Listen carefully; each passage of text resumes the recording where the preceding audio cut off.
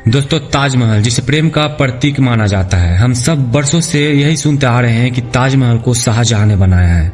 लेकिन क्या यह सच है? द ताज स्टोरी मूवी में यह साफ बताया गया है कि ताजमहल को शाहजहां ने नहीं बल्कि कोई हिंदू धर्म के लोगों ने बनाया है। 31 अक्टूबर 2025 को रिलीज हुआ यह मूवी सोशल मीडिया में आते ही पूरा हिला कर रख दिया। दिल्ली हाईकोर्ट ने साफ मना कर दिया कि इस मूवी को रिलीज ना किया जाए, बट फिर भी इस मूवी को रिलीज किया गया और इसके पीछे एक ही रीजन है कि ताजमहल की असली कहानी सबको पता होना ही चाहिए, जिसके कारण से द ताज स्टोरी मूवी को रिलीज किया गया। परेश रावल की यह फिल्म जो 31 अक्टूबर 2025 को रिलीज किया गया, इस फिल्म में 17 ऐसे भी डायलॉग है जिसमें लोग वाद विवाद कर रहे हैं। परेश रावल जो इस मूवी का मेन कैरेक्टर है और वह इस मूवी में विष्णु दास का रोल करता है। वह एक टूरिस्ट गाइडर होता है, दावा करता है कि ताजमहल को शाहजहां ने नहीं बल्कि कोई हिंदू धर्म के लोगों ने बनाया है। ताजमहल के बारे में कुछ ऐसे भी बताया गया है कि उसमें ऐसे भी 22 बंद दरवाजे हैं जिसे आज तक खोला नहीं किया। सबका मानना है कि उस 22 बंद दरवाजों के पीछे हिंदू सभ्यता का कुछ ऐसे भी मूर्ति है जिसके कारण से इन 22 बंद दरवाजों को पब्लिश नहीं किया जाता है। अगर इन 22 बंद दरवाजों को पब्लिश कर दिया जाए तो पूरा सोशल मीडिया में वाद विवाद छिड़ जाएगा, जिसके कारण से इसे अभी तक पब्लिश नहीं किया गया है। हम सालों से यही मानते आ रहे हैं कि ताजमहल को शाहजहां ने बनाया है, लेकिन क्या इसका कोई प्रमाण है कि ताजमहल को शाहजहां ने बनाया है? मैं एजुकेशन बोर्ड से यह पूछना चाहता हूं कि ताजमहल का इतिहास किस आधार पर लिखा गया है और किस आधार पर ताजमहल का इतिहास पढ़ाया जा रहा है। और सरकार से यह सवाल है कि ताजमहल के नीचे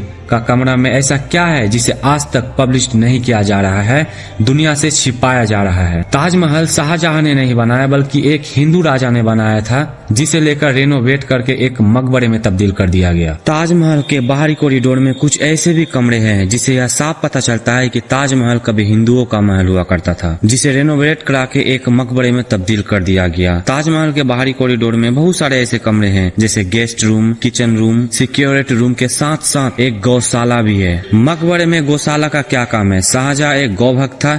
इसका जवाब है नहीं, वह कोई गौ भक्त नहीं था। तो इससे यह साफ पता चलता है कि ताजमहल कभी हिंदू सभ्यता का महल हुआ करता था, जिसे आज रेनोवेट करा के एक ताजमहल में तब्दील कर दिया गया। लेकिन वहाँ एक नक्कार खाना भी था।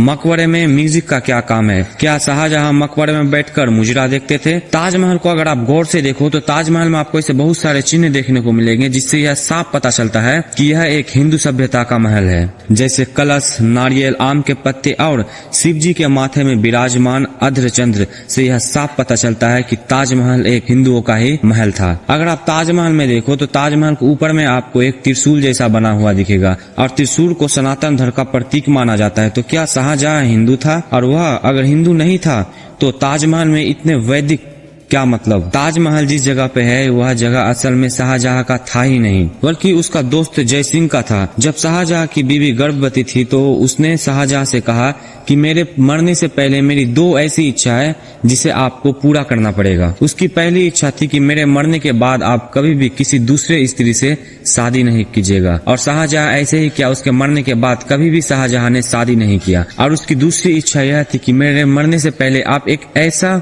इमारत बनाओ जिसे प्यार का निशानी कहा जाए, जो कि शाहजहां ने किया। और फिर क्या था, शाहजहां ने अपने दोस्त जय सिंह के पास एक हिंदू महल ले लिया जो यमुना नदी के पास में ही है। जय सिंह ने उस महल को शाहजहां को दे दिया और शाहजहां ने उस महल को रेनोवेट करा के एक मकबरे में तब्दील कर दिया। लेकिन फिर भी सब यह मानते हैं कि यह सब झूठ है, यह मुस्लिम का ही मकबरा था। मुगल जहाँ से आया वहाँ पे उन लोगों ने तो एक ढंग का इमारत नहीं बना पाया, और यहाँ पे आके इन लोगों ने अजूबे पे अजूबे खड़ा कर दिया। अफसोस की बात तो यह है कि भारतीय कारीगरों के अजूबे से दुनिया आज भी अनजान है। ना उनके पीआर हुए, ना उस पर कोई किताब लिखे गए और ना उस पर कोई लेख तैयार हुआ, और हमारे इतिहासकारों ने उनका जिक्र तक आज तक कहीं नहीं किया। मैं आपको याद दिला दूं, हमारे अजूबे को अजंता, एलोरा, नालंदा विश्वविद्यालय, गोमतेश्वर प्रतिमा, यह सब उन आक्रांताओं के आने से बहुत पहले के ही हैं। फिर भी इतिहास में उनके आक्रांताओं के नाम से अजूबे जोड़े गए। उन्हीं को महान बताकर ग्लेरोमाइज कर दिया गया। किसी को लव का स्टोरी बना दिया गया तो किसी को और कुछ बना दिया गया। ताजमहल का आर्किटेक्चर मुगल नहीं बल्कि भारतीय है। ऐसा लगता है शाहजहां कंफ्यूज था कि मैं मकबरे बनाऊं या मंदिर। अगर किताबों के अनुसार यह माना जा सकता है कि ताजमहल शाहजहां ने बनाया तो किताब के आधार पर यह भी मानना होगा कि ताजमहल शाहजहां ने नहीं बनाया बल्कि यह एक हिंदू सभ्यता का महल था जिसे लेकर रेनोवेट करा के एक ताजमहल में तब्दील किया गया। इस विवाद को सुलझाने का एक ही तरीका है, ताजमहल का कार्बन डेटिंग करा दीजिए। यह साफ पता चल जाएगा कि यह हिंदू महल है या फिर किसी मुस्लिम का मकबरा है। हमारे एजुकेशन सिस्टम बहुत ही खराब है, क्योंकि हमारे इतिहास को अच्छी तरीके से पढ़ाया नहीं जाता है। जो किताब में होता है बस उसको ही पढ़ाया जाता है। किताब में हिंदुओं के बारे में ऐसा कुछ नहीं है, बस मुगल के बारे में भरा होता है।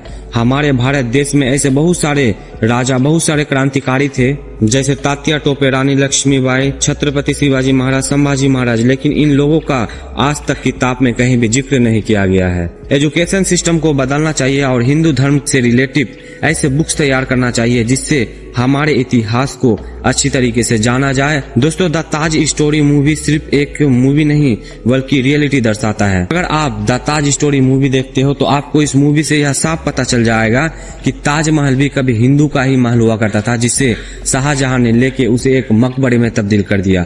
दोस्तों, अगर आप भी द ताज स्टोरी मूवी देखना चाहते हो तो मैं आपको डिस्क्रिप्शन में एक लिंक दे रहा हूँ।